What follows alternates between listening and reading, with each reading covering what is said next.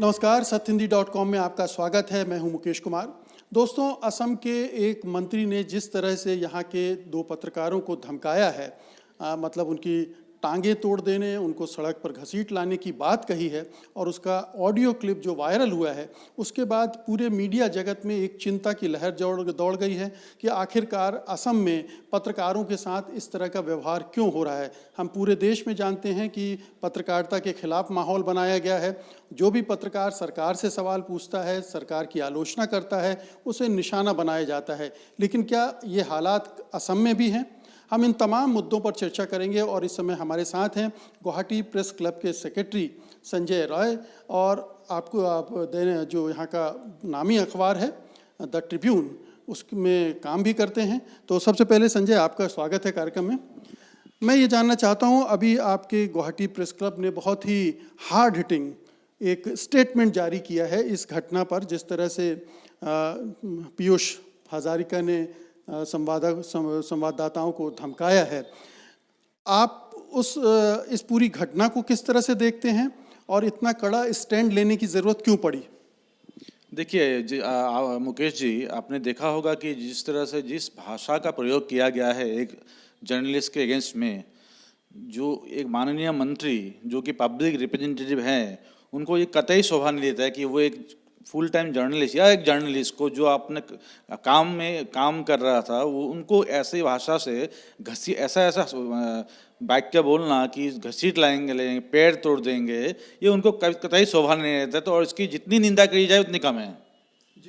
ये थोड़ा सा मैं चाहता हूँ कि आप हमारे दर्शकों के लिए जो पूरी घटना हुई है उसको एक्सप्लेन कर दें, बता दें हुआ क्या दरअसल। जी हमारे माननीय जो मंत्री है पीयूष हजारिका, उनकी पत्नी आइमी बरुआ जी, उन्होंने कहीं कुछ एक पब्लिक मीटिंग में, जो कि पोल कैंपेन उनके हस्बैंड को होकर उनके पोल कैंपेन कर रही थी, तो उन्होंने कुछ वहाँ पे सिटीजन अमेंडमेंट एक्ट को लेके कुछ टिप्पणियाँ की थी, जिस टिप्पणी को उन्होंने रिपोर्ट किया था उस न्यूज़ चैनल ने।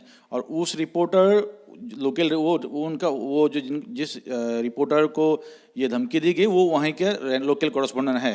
हालांकि ये अभी स्पष्ट नहीं है कि उन्होंने ये न्यूज़ किया था या नहीं किया था, लेकिन बहरहाल जो भी हो, उन्होंने किया हो तभी भी, अगर नहीं किया हो तभी भी, उनके बाद ये जो रिपोर्ट जो निकला, जो किया गया है, तो उनको ये मंत्री जी को ये शायद पसंद नहीं आया कि उनकी वाइफ की ऐसे एक छवि प्रस्तुत की गई है।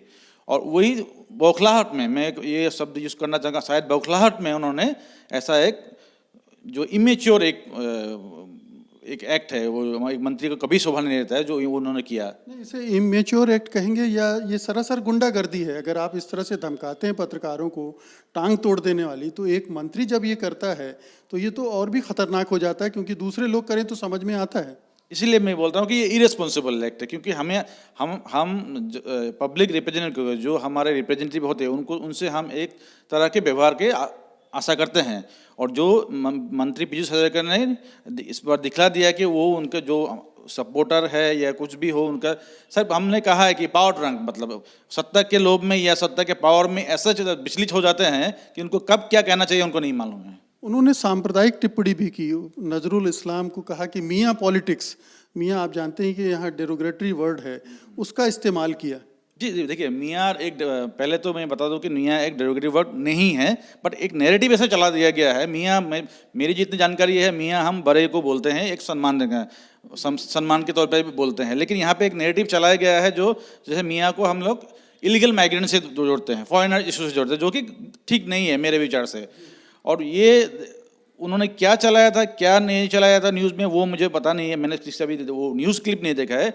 लेकिन जो ऑडियो विजुअल वायरल हुआ है, जिसमें वो धमकाते हुए सुनाई दे रहे हैं, वो कतई ग्रहणयोग्य नहीं है, can not be accepted at any cost. आपने कहा कि उनकी पत्नी की छवि खराब हो रही थी, इसलिए बौखलाहट में उन्होंने रिएक्शन किया।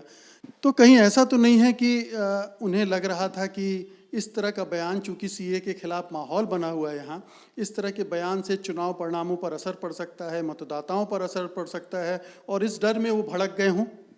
देखिए, मुझे ये पता नहीं कि पीयूष हजारिका किस मानसिक स्थिति में थे या नहीं थे, वो मुझे नहीं पता होगा, लेकिन वो मुझे पता नहीं है, इसलिए मैं इस बारे में कुछ नहीं बोलूँगा। लेकिन मैं इतना बोलूँगा, कोई भी मानसिक स्थिति में आप हो, आप एक पब्लिक रिप्रेजेंटेटिव हो, आपको जनता ने चुना है, आप इस तरह से जनता को या कोई भी रिपोर्टर या कोई भी जर्नलिस्ट को आप धमका नहीं सकते। ये आप एक इलीगल काम कर रहे हैं, एक आप रूल को वायलेट कर रहे हैं। और जब ये सब पूरे राज्य में election model code of conduct लागू है तब तक और नहीं कर सकते। और एक जर्नलिस्ट को धमकाना एक क्राइम है, आप उनको धमका रहे हैं, ये क्राइम है और ये आपको कतई शोभा नहीं देता है। मुख्यमंत्री चुप हैं, बीजेपी चुप है, उनके तमाम नेता चुप हैं, ये चुप्पी क्या कहती है? देखिए, ये चुप्पी तो काफ़ी कुछ कहती है ज़रूर, लेकिन मैं माननीय मुख्यमंत्री से यही अपील करूंगा कि वो इस चीज़ को गंभीरता से ले और एक प्रेसिडेंट सेट करे, ताकि कोई और पब्लिक रिप्रेजेंटेटिव या कोई भी XYZ कोई भी ऐसे कोई जर्नलिस्ट को ना धमका पाए। वरना यहाँ तो मिस रूल हो जाएगा, कोई भी किसी को बोलेगा मैं मार दूंगा। अगर कल कुछ होता है तो उस जर्नलिस्ट को कुछ होता है तो उसकी गारंटी कौन लेगा? उसकी गारंटी उसके जीवन का कौन गारंटी लेगा? उनके परिवार को कौन देखेगा? ये मुख्यमंत्री जी का नैतिक दायित्व है कि वो इस चीज़ को आलोचना करे। वो चुप हैं, क्या इसका ये मतलब नहीं कि वो पीयूष हजारिका के साथ खड़े हैं? पता नहीं, हो भी सकता है, नहीं भी हो सकता, लेकिन हमें अभी पता नहीं चला है कि चीफ मिनिस्टर साहब ने अभी क्या स्टेप लिया है, जब पता चलेगा। लेकिन ये केस अब जो पुलिस स्टेशन में है, अभी केस रजिस्टर किया गया है, तो अब पुलिस का रोल काफ़ी देखने लायक होगा कि वो क्या रोल करते हैं, केस रजिस्टर करते लेकिन अभी पता चला है, अनकन्फर्म रिपोर्ट है कि शायद उनका मोबाइल भी अभी जो सीज़ किया गया है। तो अभी मैं पता करूंगा ऑफिस जाके, तब क्या रिपोर्ट होता है तो उसके बाद ही पता चलेगा। ये बताइए कि हम पिछले 4-5 साल से सुन रहे हैं कि असम और नॉर्थ ईस्ट में लगातार पत्रकारों पर दबाव पड़ रहे हैं, हमले हो रहे हैं, उन पर सेडिशन और डिफेमेशन के चार्जेस लगाए जा रहे हैं, एक भय और आतंक का माहौल बनाया जा रहा है ताकि वो सरकार के खिलाफ बोले ना, काम ना करें, लिखे ना, वो कुछ दिखाए ना। जी, ये तो काफ़ी गंभीर एक इशू है नॉर्थ ईस्ट में। और नॉर्थ ईस्ट में मैं नहीं, बल्कि मैं कहूँगा सारे कंट्री में, इंडिया में ये हो रहा है कि जो जर्नलिस्ट है उनके ऊपर सेडिशन चार्जेस लगे हैं या उनको हैरेस करने की कोशिश की जा रही है। असम में, क्योंकि मैं इस प्रोफेशन जुड़ा हूँ असम में, तो असम में पिछले साल कुछ रिपोर्टर्स को समन किया गया, NIA ने समन किया था, क्राइम ब्रांच ने समन किया था विदाउट सर्विंग ए नोटिस, जो कि एक फिर गाइडलाइन का वायोलेशन है। तो ऐसी चीज़ हो रही है। और इसीलिए मैं बोल रहा हूँ कि हम बोल रहे हैं गुवाहाटी प्रेस क्लब की तरफ से कि हमें एक प्रोटेक्शन एक्ट चाहिए, और इसके लिए हम लोग मुहिम चला भी रहे हैं। गुवाहाटी प्रेस क्लब के बैनर में हम लोग जल्दी एक ऐसा एक प्लेटफॉर्म तैयार करेंगे जहां एक्सपर्ट्स बुलाए जाएंगे दुनिया के दूसरे कंट्री से भी और भारत के अलग राज्य से भी। महाराष्ट्र, जो कि आपको पता है कि पहले एक ऐसे स्टेट है जिसमें प्रोटेक्शन एक्ट है, उसको हम लोग स्टडी करेंगे। छत्तीसगढ़ में, आपको मालूम है, छत्तीसगढ़ में भी एक ड्राफ्ट लॉ भी तैयार किए गए है, protection act, journalist protection act है। तो वो सारी चीज़ हम कंसिडरेशन में लेके हम एक कॉम्प्रिहेंसिव लॉ जो कि वर्किंग जर्नलिस्ट को सेफ्टी और प्रोटेक्शन दे, उस चीज़ की हमारी कोशिश जारी है। आपको क्या लगता है, जो अभी माहौल है, जो सरकार का रवैया है, इसमें भविष्य में आप नॉर्थ ईस्ट में और ख़ासतौर पर असम में फ्रीडम ऑफ प्रेस को क्या भविष्य किस तरह से देखते हैं? देखिए, चिंताएं तो हैं, एप्रीहेंशंस तो है, ऐसा नहीं है कि सब कुछ ठीक है, लेकिन उस चिंताओं को, उस एप्रीहेंशन को हम कैसे दूर करें, हमें उसको फोकस करना होगा अभी। क्योंकि देयर आर प्रॉब्लम्स, वो तो आप भी एग्री करेंगे, मैं भी या कोई भी journalist, there are problems, but those problem has to be address. उनको हम कैसे एक लॉजिकल कंक्लूजन में लाए, उसको एड्रेस कैसे करें ताकि फ्री एंड फेयर रिपोर्टिंग करने में कोई रोक टोक ना हो इंडिया में।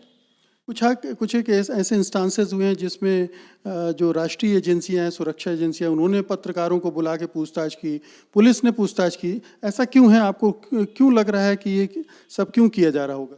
देखिए, ये तो वही बता पाएंगे, लेकिन हमारा ये मानना है कि जर्नलिस्ट कोई भी इन्वेस्टिगेशन में कोऑपरेट करने का तैयार है। हमेशा से जर्नलिस्ट फ्रेटर्निटी ने कोऑपरेट किया है, और भारत में ऐसे काफ़ी एग्जाम्पल्स है, सारे एग्जाम्पल जहां जर्नलिस्ट ने केस को क्रैक करने में हेल्प किया गया है और काफ़ी अहम भूमिका निभाई है। अब मैं गुवाहाटी प्रेस क्लब की तरफ से या गुवाहाटी प्रेस क्लब का एक रेस्पॉन्सिबल ऑफिस बियर की हैसियत से मैं ये कहना चाहता हूं कि आप लोग जर्नलिस्ट को विटनेस हिसाब से बुलाइए, इसमें कोई प्रॉब्लम नहीं है। Journalist cannot be above law, लेकिन जो प्रोटोकॉल है, जो लीड एंड जो गाइडलाइंस होते हैं उनको फॉलो करके, आप ऐसे ही किसी जर्नलिस्ट को बस उठा के या बुला नहीं सकते। आपको वो प्रोटोकॉल जो लीड एंड गाइडलाइंस है, जो समनिंग का जो नोटिस समन का जो गाइडलाइंस है वो फॉलो करना पड़ेगा। आप ऐसे ही हैरेस नहीं कर पाएंगे। वो ये सब इसलिए तो नहीं कर रहे हैं कि डर का माहौल बना दे, पत्रकार उनके खिलाफ बोले ना, जो कि पूरे देश में भी हो रहा है। तो एक दो पत्रकारों को बुला के पूछताछ की और बाकी पूरी पत्रकार की कम्युनिटी घबरा गई। अब देखिए, इसमें तो मैं कुछ ठोस से कुछ बता नहीं पाऊंगा, क्योंकि वो मेरिट ऑफ द केस क्या होता है, इन्वेस्टिगेशन का मैं पार्ट नहीं हूँ, तो मुझे पता नहीं है कि वो किस बेसिस पे उनको बुलाया गया है। मेरा ये मानना है कि जैसे जिसे भी आप बुलाओ, आप जो नियम है उनका पालन करो। अब बिना नियम पालन कर ले जर्नलिस्ट को आप कैसे बुला सकते हैं? ये आप इनडायरेक्टली हैरेस कर रहे हैं। आपको क्या प्रॉब्लम है अगर आप नियम पालन करना है? हम भी, आप नियम पालन करो, हम भी पालन करेंगे। हमको आपके साथ हम कोऑपरेट करेंगे और इससे आपको भी काम करने में आसानी होगी और हमें भी काम करने में आसानी होगी। हम बस यही बोल रहे हैं कि जो नियम है, नियमों का पालन होना चाहिए। नियम के ऊपर ना जर्नलिस्ट है, ना कोई इन्वेस्टिगेशन एजेंसी है, ना सरकार है। तो ये थे असम ट्रिब्यून के वरिष्ठ पत्रकार और गुवाहाटी प्रेस क्लब के सेक्रेटरी, जिनका कहना था कि पिछले 4-5 साल में हालात बिगड़े हैं, चैलेंज बढ़ गए हैं जर्नलिस्ट के सामने, फ्रीडम ऑफ प्रेस कम हुई है और ये जो घटना हुई है पीयूष हजारिका के धमकाने की, ये उसका एक नमूना है। अब इस केस में ये देखा जाएगा कि सरकार किस तरह से काम करती है और पत्रकारों के लिए जो प्रोटेक्शन मिलना चाहिए उसके लिए वो कार्रवाई करती है कि नहीं। गुवाहाटी प्रेस क्लब अपनी तरफ से ये पहल कर रही है। ये पहल किस तरह से आगे बढ़ती है, सरकार का रवैया उसके प्रति क्या होता है, हम इस पर नज़र रखेंगे और आगे चल के फिर बात करेंगे संजय राय जी से। बहुत बहुत शुक्रिया, धन्यवाद हमसे बातचीत करने के लिए। धन्यवाद आप दर्शकों का भी, और उम्मीद है कि आप इस बातचीत को पसंद करेंगे और बड़े पैमाने पर इसे लाइक भी करेंगे, शेयर भी करेंगे। अब मुझे अनुमति दीजिए, नमस्कार। सत्य हिंदी का ऐप डाउनलोड करें गूगल प्ले स्टोर पर।